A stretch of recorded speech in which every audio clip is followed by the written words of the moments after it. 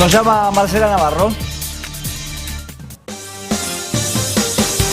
Marce, bueno, justamente un tema que ha repercutido, es de nivel nacional, repercute en la provincia de Mendoza. ¿Y qué pasa con las cárceles al respecto?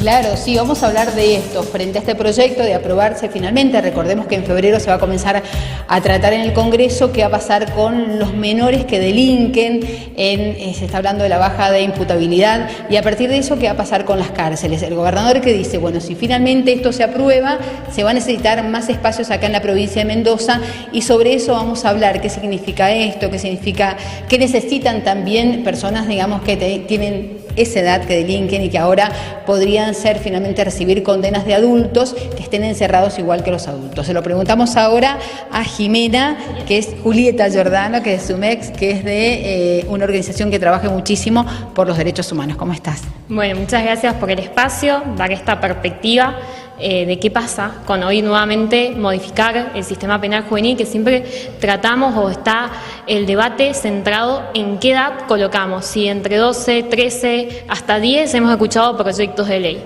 Siempre vemos esto y qué sucede hoy en la realidad, que primero, como presentamos o como somos defensores de derechos humanos, entender que tanto los organismos internacionales como el Comité de los Derechos del Niño han puesto en forma rígida y nos han dado un puntapié de decir no bajemos esa edad de imputabilidad, modifiquemos el sistema penal juvenil, teniendo en cuenta que hoy nuestra ley es de 1980, es de la dictadura militar, antes que Argentina formara parte de los tratados de derechos humanos. ¿Es necesario modificarlo? Sí, modificarlo con una estructura de colocar nuevos paradigmas de niños, niñas, de adolescentes, pero no bajar esa edad de imputabilidad, sino que mantenerlo. Tenemos que ver, primero entender que el sistema o lo que es el derecho penal no viene a solucionar lo que es una política criminal ni lo que es la delincuencia. Estamos teniendo en cuenta que es una sanción frente a un hecho que ya sucedió.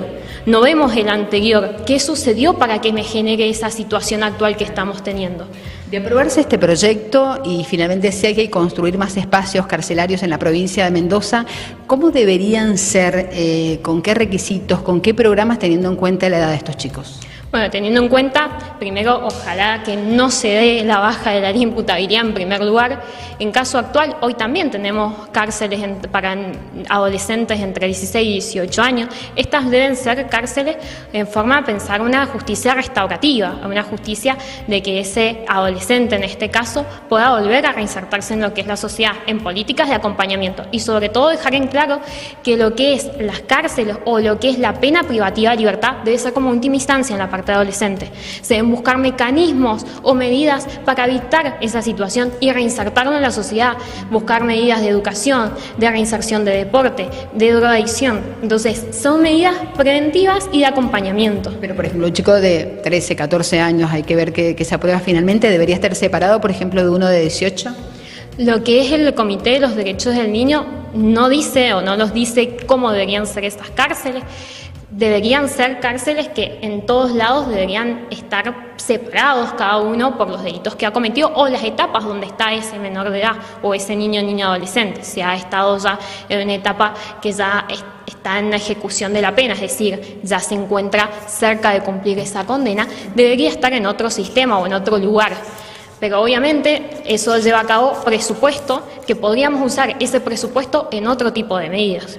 ¿Tienen algún número de la cantidad de estos menores que actualmente cometen hechos que, bueno, no son calificados como delitos porque no los pueden imputar, pero en definitiva que del número que haya en Mendoza que podrían ingresar en los próximos años a las cárceles?